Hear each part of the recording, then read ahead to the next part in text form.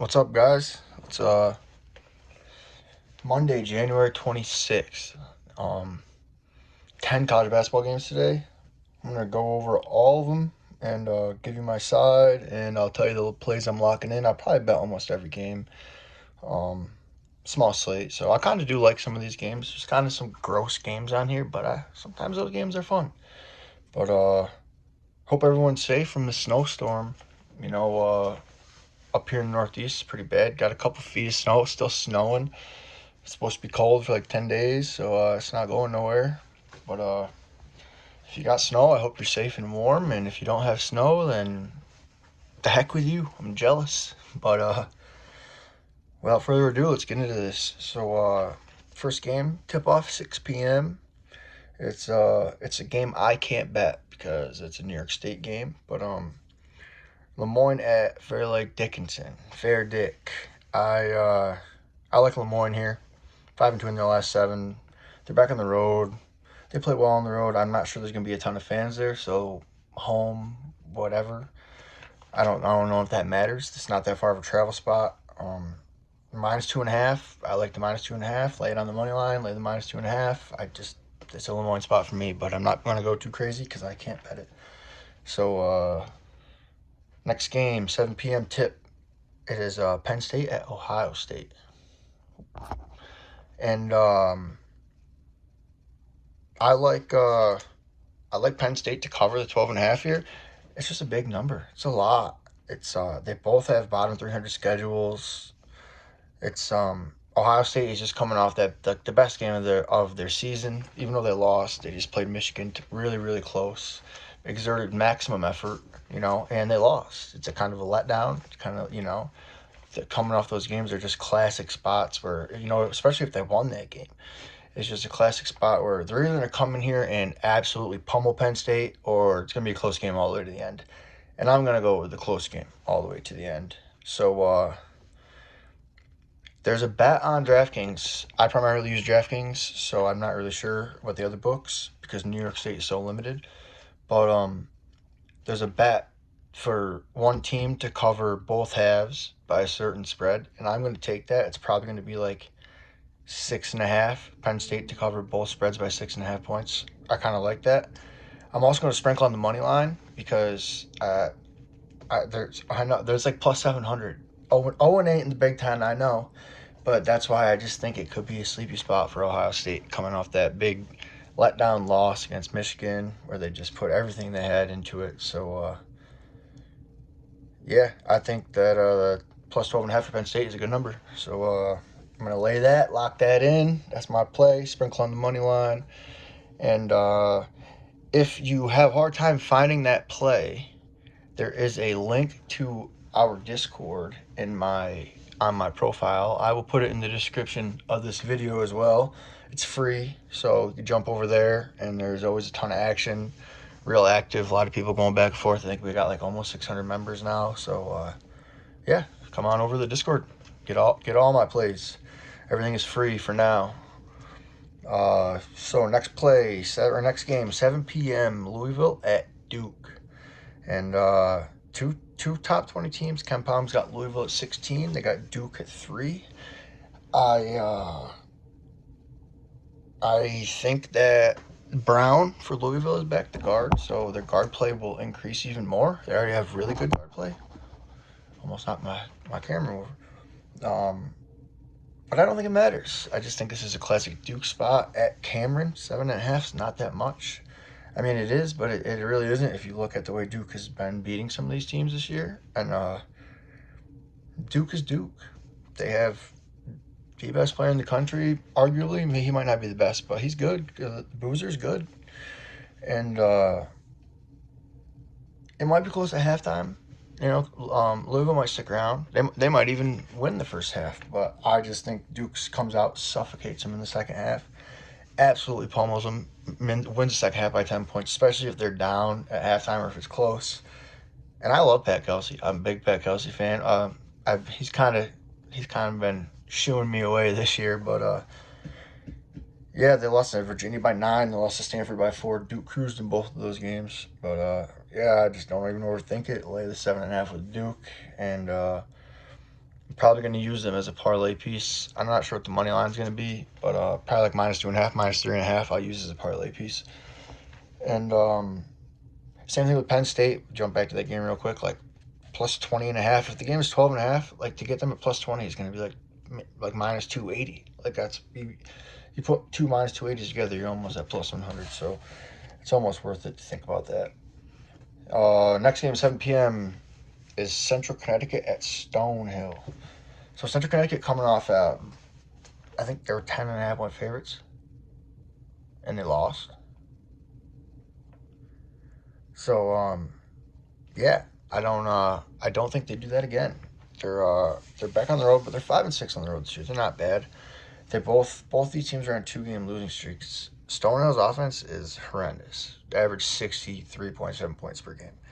So this game is probably going to be low scoring.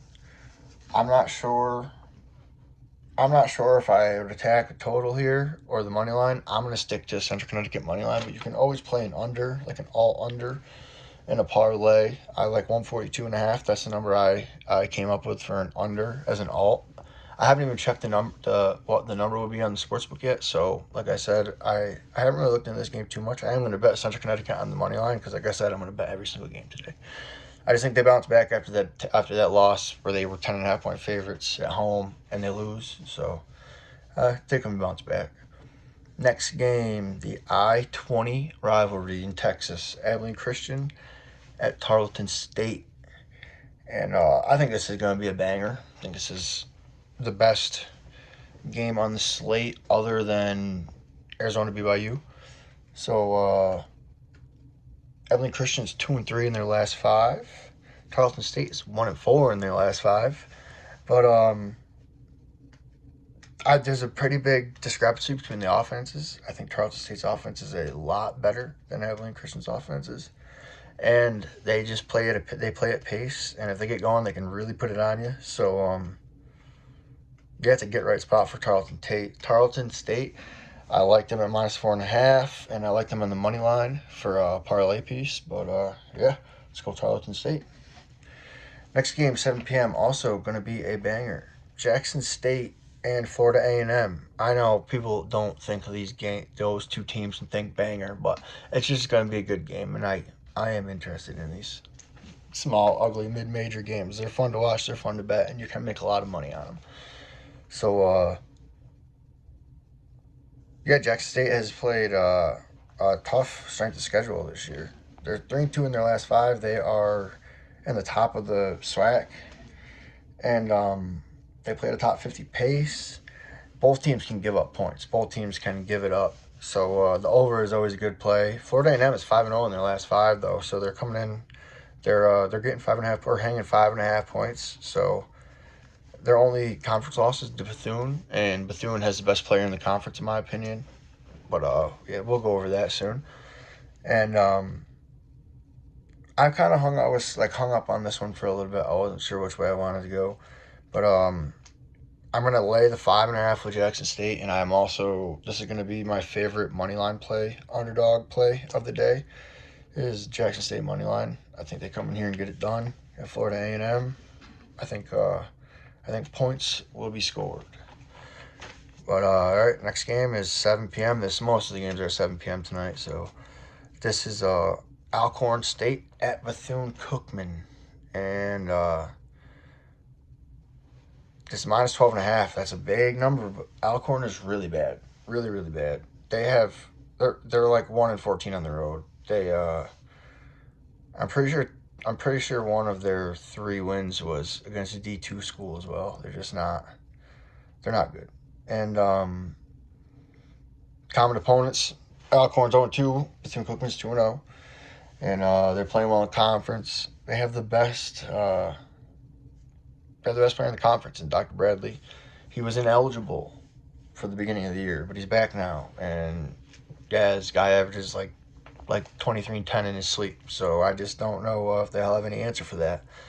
And with these small schools, with one player like that can swing the board so much, it's almost impossible to bet against that. So I'm going to hang the 12.5 of Bethune Cookman. They've only covered this 4 times on the season, but like I said, I think Alcorn is just really bad. They're on a second game of back-to-back, or second game of travel, not on a back-to-back, second game of a travel spot, and they can give it up.